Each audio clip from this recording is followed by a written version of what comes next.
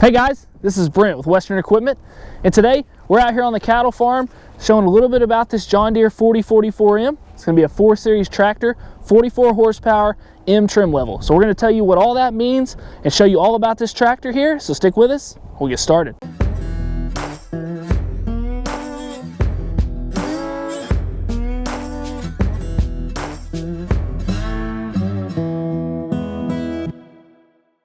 Okay guys, like I said, talking about this 4044M. First thing we'll start with is here at the front. So let's talk a little bit about the loader. First thing is that this is a quick attach bucket. What that means is it's easy to take this bucket off to switch to those other implements simply by removing this pin, removing the pin on the other side, rolling out from underneath these hooks on the front, going to that next piece of equipment, rolling up underneath those hooks on it, and reattaching those pins. Guys, right then and there you've switched from your bucket to your pallet forks to your bale spear, whatever those things may be. You can easily switch in and out. The other thing that a lot of people want to know is how much can I lift with this loader? Guys, with this loader, if you were lifting at full height, the weight that you can lift here at the pivot point, so say you were to have a full bucket of dirt, you rolled this bucket back and you're putting all this weight right here on this pivot point, you can raise up to 2,400 pounds with this loader. Now with that, I would suggest putting some rear weight on the back just to be safe, but you can lift 2,400 pounds. The other measurement that's used a lot is if you were out away from that pivot point, say you had your pallet forks on and you were raising that pallet, you can raise up to 1,800 pounds on the pallet fork. So very crucial number that a lot of people want to know. How much can I lift with this loader? So it's 2,400 at the pivot point, 1,800 out like on the pallet fork. So keep that in mind. Always stay safe. Put some rear weights on the back. We'll show a little bit more about that in a minute. Next thing we'll talk about on this loader is just the framing. How thick and heavy this is, how big our knuckles are here, this right here, and how big the framing is, all plays into how much this loader can lift, as well as the hydraulics that this thing will put out. But as you can see, very solid. It's got great strength here with these cast pieces that are hard mounted to the frame of the tractor. You can see that those bolts go right into the frame, and as we go down, we've got all this thick framing that goes all the way to the front here, bolts directly into the hood guard, and then the hood guard bolts directly into the frame as well. And also bolted on here is your weight bracket, where you can add those additional front weights.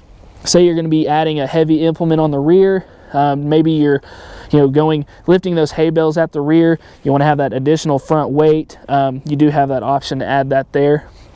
While we're here, guys, and we can see very clearly the model numbers of these two pieces of equipment, let's talk a little bit more about what these model numbers mean and what the trim levels are. So we'll start here with the tractor. As I talked about before, it is a 4 Series tractor, so the first number in this model number is going to be the series. So in the 4 Series you have 6 different tractors, but you've also got trim levels of M's and R's. So the M is going to be your mid-spec, your R is going to be your high spec. So what that means is you have more features the higher the letter. So also within here that I didn't break down is you have the 44 here. That will tell you what horsepower this tractor is. So this is a 4 Series, 44 horsepower, mid-spec tractor. Then if we go up here to the loader, you can see that we're a 400E. Now a lot of the questions that we get are, how come if this is a mid-spec tractor, why do I not have a mid-spec loader? And that is confusing, but just with the way John Deere makes their different equipment, the E loader is the one that matches up with the M tractor. This is the loader that would come standard here. And like I talked about before, this loader is hard mount. Part of that's being that it's the E, it's the lowest spec trim model. If you needed a loader that was easily removable, you would look into going to the R trim level. So this would be a little different here.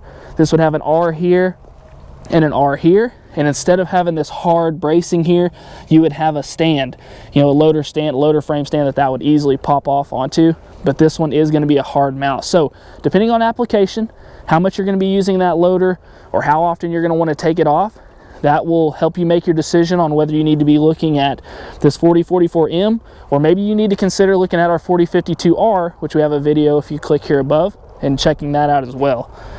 So from here, guys, let's work our way around to the rear, show you a little bit back there. First thing we'll talk about here at the rear, guys, something small, something a lot of people don't think about, but the location of the diesel tank.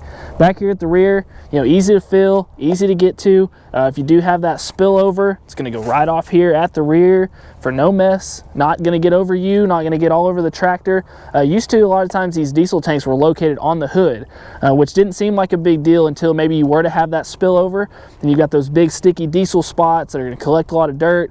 You're having to smell that while you're driving the tractor. Just an overall better spot back here for this diesel tank. Now we do have our SMV symbol, standard for your safety, so people can see you when you're moving it up and down the road. Next thing, if we go down here, we've got our hydraulic fill, easy to get to, easy, you know, twist off cap there to fill that hydraulic oil. Below that, we've got our dipstick, easy to pull it out and check right there, check those levels. And then, you know, as we're looking kind of there, and you know, we show the cap and everything, if you can see all the way around, guys, these are very heavy lifting arms, and we've got cast arms here, you know, heavy solid 3-point arms here, you know, with all the bracing just to add that extra strength. You know, we've got the sway links here to keep, you know, you can adjust those to keep those implements from swaying back and forth into your tires. Just a really great setup, really easy to see, really easy to use. As we work our way down here, we can see we do have the 3-point shaft. We pull that off there. It is a 540 3-point shaft for all those different implements. Comes pre-greased from the factory, as sometimes we know that those new implements are a little bit hard, you know, to get onto that shaft. Tried to make that a little bit easier there, having it pre-greased. So we work our way on down here. We can see that we do have an adjustable drawbar here. Now, on a lot of models, or on some models, we have this pin that'd be really easy to get to flip up here, pull it out, and adjust where this drawbar is. But being as this is an M model, like we talked about before, it is mid-spec. It doesn't have all the bells and whistles like an R would, but this is adjustable. You just have to get up underneath, back towards the back there. You can release that pin, take it out, move this drawbar where you need it, put it back in. Not super difficult, just not super easy, maybe like on some models. So you do have the adjustability there. This is a full category 1 3-point back here. Category 1 meaning your pin size here, certain size pin to connect those different implements. So talking about this 3-point a little bit, one thing that's always asked again is, how much can I lift with it? Back here at the rear, it's going to be 2,500 pounds. You can, you know, say you need to put on that rear bale spear, pick up that bale in the rear. You've got 2,500 pounds of lifting capacity. The only thing that I would always recommend to a customer is to make sure you're well ballasted in the front. You just don't want to get topsy-turvy. Want to make sure to have your weight distributed correctly. So keep that in mind there. Last thing that we talk about here, another thing that maybe a lot of people don't think about, is your tires here. What we have on this model, and what generally is ordered on these tractors, is the R4 Industrials. So what that means is they're pretty flat here on the top, but they've got a good amount of ridge here to get that traction. Say you're going to be using this, I don't know, on your lawn, maybe doing that different mowing. Maybe you need to consider looking into a turf tire. A little flatter pattern, won't leave the ridges like this tire would. And then also, say you're going to be doing a lot of work in the dirt, you're going to need to really get that traction. You can look into getting the R1 ag tires that are going to be what you see on most ag tractors. They've got the real tall ridges and more of the aero style pattern on them. So you do have those different options on this tractor, but we generally see these R4s here. Just a great all-around tire to do all the different things that you need to do. So from here, guys, let's move around to the side, talk a little bit about the engine and under the hood, and then we'll hop in the operator station. Over here on the side of the tractor, let's raise the hood up here, show you a little bit underneath the hood, show you how clean and easy that is. So first thing, whenever we're trying to raise that hood is, people are looking, maybe they're looking for a latch here, a latch in the front. As you can see, we don't have any of that here. John Deere's changed up their styling a little bit on this. So what they've done is they've put this hood raising button right here. Now the button is up in there, and you cannot get your finger in there. So the question I always get is, well, how am I supposed to raise that up? And the simple answer is that it's for your keys. You know, you've got a key in the tractor if you don't carry a key ring. If you carry a key ring and have your various keys, it's as simple as shoving one key in there, pushing that button in, raising that hood up. Now the other question is, why in the world would you not just have a simple latch on the outside? But you know, today's day and age, we've got kids, really curious kids, curious people. Maybe you don't want them underneath that hood. You don't want someone, you know, messing with it, coming and taking your air filter or taking your battery out. So John Deere's trying to eliminate that with a little bit of a security feature and a safety feature of adding that button. So super simple, super easy, just something that you need to be aware of when getting into one of these machines. Now, one other thing before we look under is, you know, the loader here, just with it being on the ground, is a little bit in the way. So realistically, guys, the best way to work on this tractor, to raise that loader all the way up, make sure and lock in your loader lever here. That way somebody can't come by and bump that lever and lower it on you. You know, so definitely, you know, keep in mind that you need to lock that in place when working on this tractor. But other than that, once you were to get this out of the way, you can look underneath here. Everything's pretty simple, pretty clean, pretty easy to get to. You got your battery down there. You're also really easy to get here to your lights to replace those. You have your various wiring there if you needed to, you know, change something or fix something there. Very clean, very open. You got your mesh screening all the way around here in front of your cooling system. That's implemented specifically to keep that extra dirt and debris out of that radiator there. So hopefully you can raise this hood, blow out your screening here, and maybe not have to worry so much about cleaning your radiator. But if you do need to clean it, right there, guys, it's easy to get to. Easily serviceable. You need to top off that fluid, check those levels. You've got your, you know, your fill right here, easy on your radiator. Moving on back here, we've got our air filter, also really easy to get to. They've implemented the clamps right here, easy for your hands to get to. Take that lid off, replace those filters. Easy to service on that. Now, one thing that maybe a lot of people don't know about is over there on the other side of your air filter, you have that big hunk of metal. What in the world is that? Now, that's going to be your DPF filter, or your diesel particulate filter. This is a Tier 4 tractor, meaning that it's meeting certain EPA regulations on cleaning the exhaust that's coming out of that tractor. So all that cleaning goes on right there in that filter. Now, on larger tractors, larger horsepower, things of that nature, you may require DEF, that diesel exhaust fluid. This tractor is not quite big enough to meet those requirements, so you have the filter, not the fluid, so you don't have to worry about keeping that DEF on your property and those things. You just need to know that it does have that filter, and at times that filter is going to clean, and I'm going to show you a little bit more about that whenever we get into the cab up there. So also, you know, being as, like I talked about, that being a Tier 4 engine, this is a Yanmar 4-cylinder engine, 44 horsepower. Great engine. John Deere has used Yanmars for years. Very reliable diesel engine. So just know that, you know, you've got 4 cylinders, 44 horsepower to do those different things that you're going to need to do. You're going to have plenty of power to overcome those different obstacles, raise, you know, pick up that dirt, do whatever those things may be. So from here, guys, we'll close up the hood. Very simple closing it as well. Like I said, we have this locking lever, but to get it to release, we're going to raise up, we're going to push down on that lever, let it close.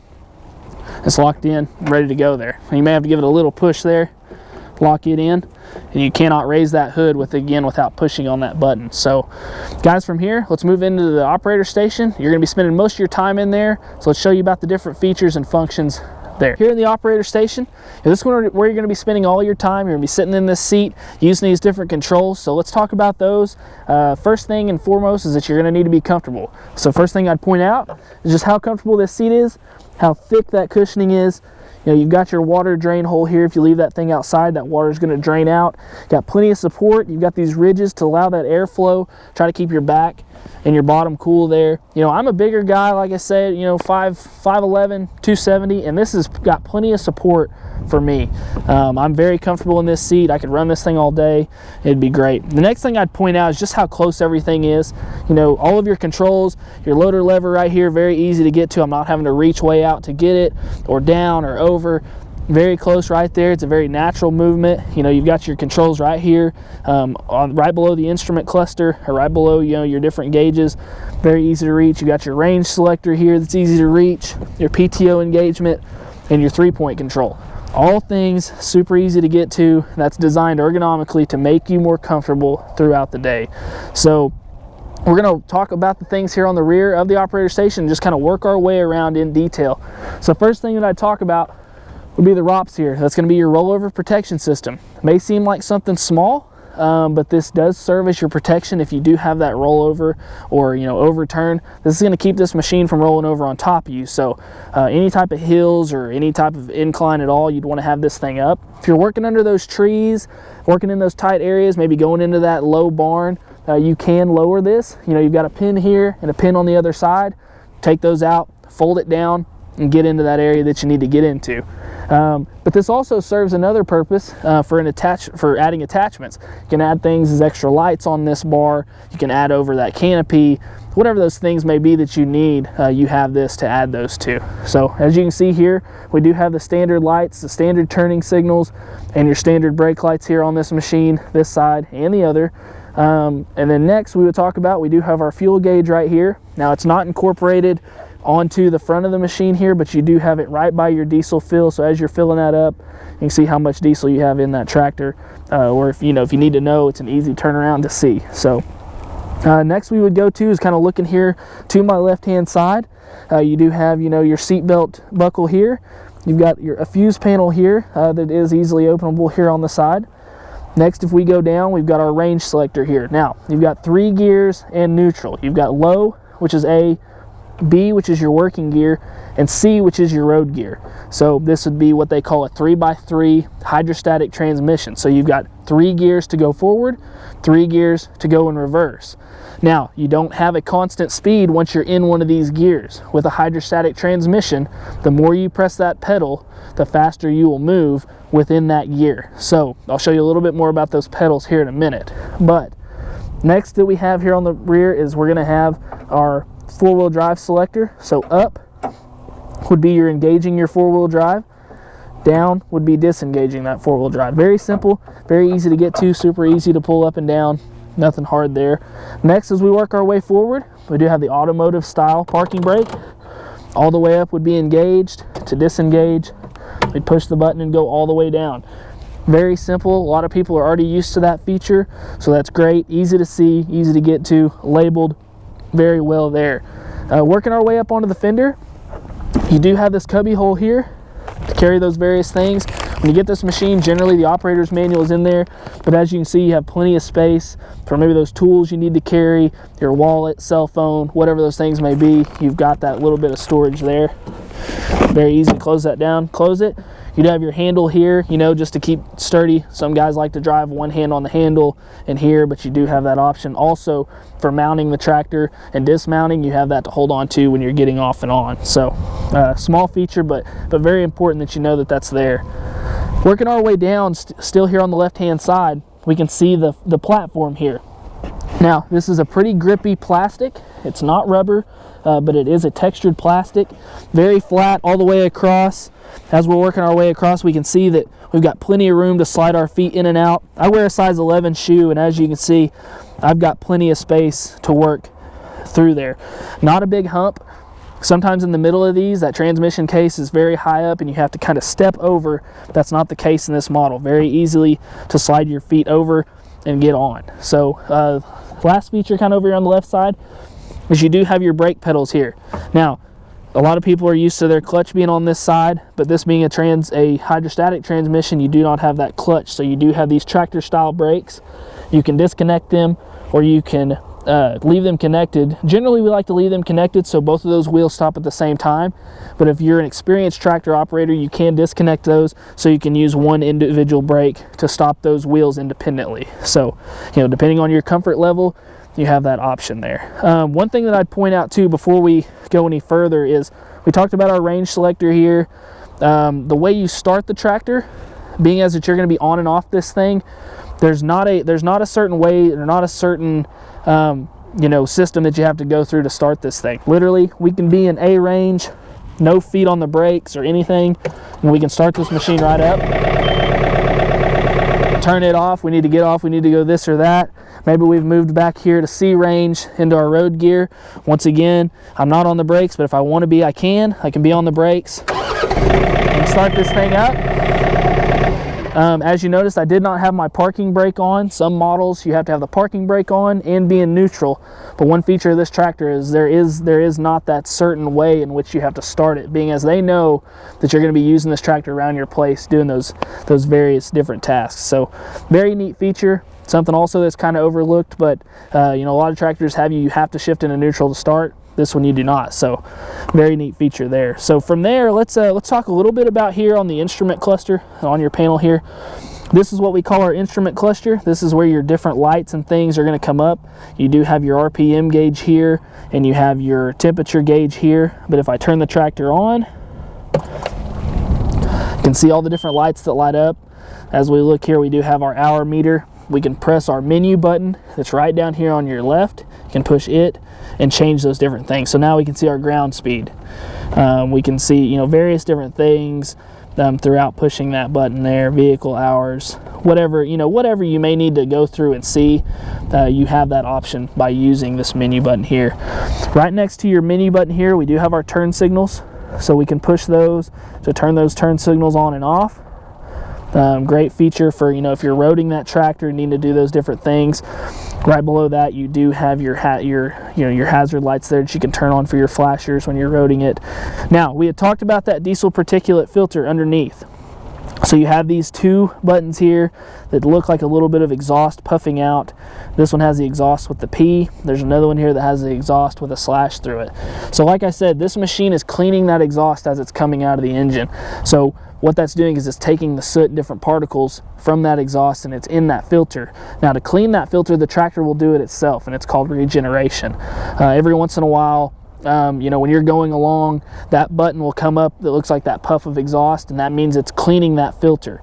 But there may be occasions where it's really full or the tractor's really hot or whatever it may be, where it tells you that puff of exhaust with a P. So that would be this button here. That means you'd need to stop, put the tractor in park, hit this button, and let it regen. One thing that we do not ever suggest is that you turn that regen, that automatic regen off. That's what this button would do, would turn it off. We never suggest that you use that, because that filter needs to clean itself when it needs to. That way you don't have any issues. So we really discourage using that button there, but we'll go on. So below that here, we do have our light selector. So, you know, you can turn this knob to turn your lights on, whether you're using the fronts or just the tops, whatever that may be, you can select those there. Looking at the steering wheel here, it is a solid steering wheel. This is one thing that a lot of customers maybe don't like, is that it is solid, but again, going to that R model, you do have that option. So they set these different options in place, you know, to help fit that customer's needs the best. So from there, if we move over to our right, we do have our speed selector here, our throttle selector. So like I talked about before, when you're hitting on your hydrostatic pedals at the bottom, you can change speed there, but to change engine speed, you'll still need to use this selector here on the side. Moving over here to the right hand side, first thing we'd see here is our loader lever. So, you know, very simple, very easy, up, down, side to side, tilt here, up and down here. We do have that lock that we had talked about before. We just push that in to lock that lever in place. Gives you, you know, direction on what each one of these functions does. So side to side does the, you know, the different cylinders. So it does give you a little bit of direction on how to use that there.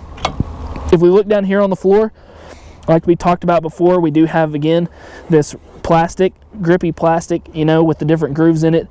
Keep that, you know, keep that dirt and debris from building up. You will be able to catch grip here. And then one thing that we really like to boast about, or maybe not boast about, but really talk about, is our pedal system. We've got twin touch hydrostatic pedals, forward and reverse. Very easy, automotive style. You can rest that heel on the ground, push forward there, still resting that heel on the ground, go in reverse, forward, reverse.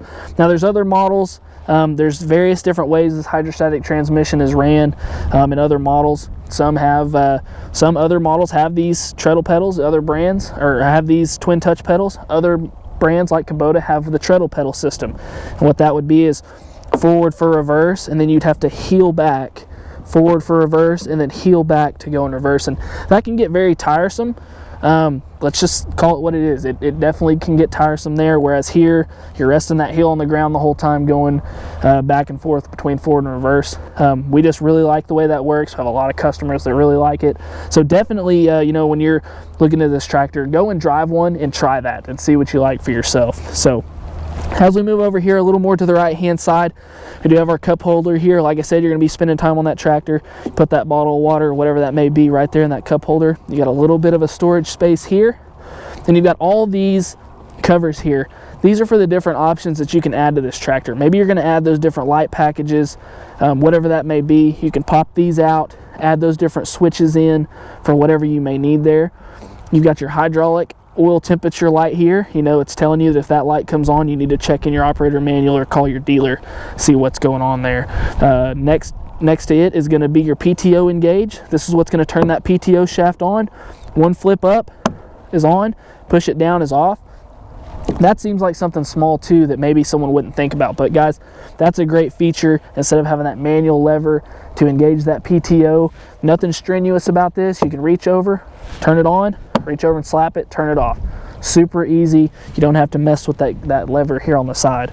Got two more things over here on the right hand side. This is going to be your 3-point raise and lower. So very easy. We're going to pick it up, pull it back to raise it up, push it forward to let it down. If you need to find that sweet spot, you've got that tiller or whatever that thing may be, and you know that you need to be right here at the 3 depth, you can push that forward and it's going to lock in right there at 3. Maybe you don't need to quite be that deep, but you need to be here at 2. Change it, rest that on there. It's going to raise that 3-point to that spot every time to hit that lock. Only other thing that's on this side that's very important that we pointed out before is you do have this seat belt, and we definitely encourage you to use that seat belt like we talked about. You get on those hillsides, you may get topsy-turvy, and just, you know, in general, you're going to be going down the road and this thing's going to be bouncing. Use that seat belt. Definitely take advantage of that. Big, heavy clip to go in that buckle. So, you know, use that whenever you're using this equipment. One thing that I failed to mention here is going to be right down here in between, right below my seat. I've got my rate of drop for that 3-point. Maybe you have an implement that you want to have it lower slowly, ones that you want to lower immediately. You can change the rate of drop by adjusting this knob here. Also, to the left here on the left hand side, if I reach back and I heel and I push this pedal, what that's going to do is that's going to lock in my differential. What that does is that locks both of those rear wheels in to where they're pulling at the same time. A lot of times these act a lot like a regular vehicle. One side is going to be pulling harder than the other. So if you're in those situations where you're stuck and it's sticky, you can reach back, touch that there, push it down, and that's going to lock those rear wheels in. Last thing too, we talked about that comfortability and about that seat. This is also an adjustable seat. So I can slide forward, I can slide back. Very easy slide mechanism. Again, for that comfortable, you're going to be on it all day. Get that seat where you want it. So very nice feature there. Guys, one thing that I would say, you know, in closing on this tractor is this is one of those machines that you need to go out and see. A guy like me or another person could tell you about these all day long, tell you how great they are, tell you the features, this and that, but you've got to go out and you've got to get in one. I'm telling you that, you know, for that owner that's going to be using this all day and really working in this machine, this is a workhorse. But you need to get in it and drive it and see it for yourself. See how nice it is to just be able to barely reach over and raise this loader. You know, everything, you know, right here, easy to reach, you know, easy to get to these pedals, easy to drive, very comfortable. Spend a little time and really come check these out. There's a lot of great features. I hope you guys have really enjoyed watching this. If you have any questions, please comment below. Thanks for watching. We'll see you next time.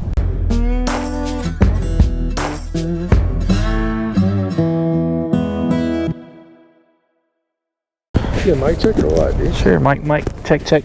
Check 1 2 1 2. Check 1 2. 4044M overview. Hey guys.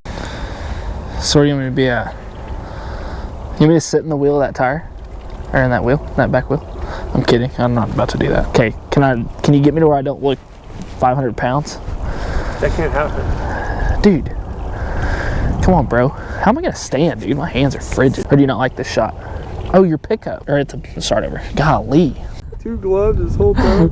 Alright. You want these gloves, dude? No thanks. Dude! I'm a man. Yeah, but you're not 40, Mike Gundy. Whatever, dude. I'm a man. Man, I'm 40. Alright.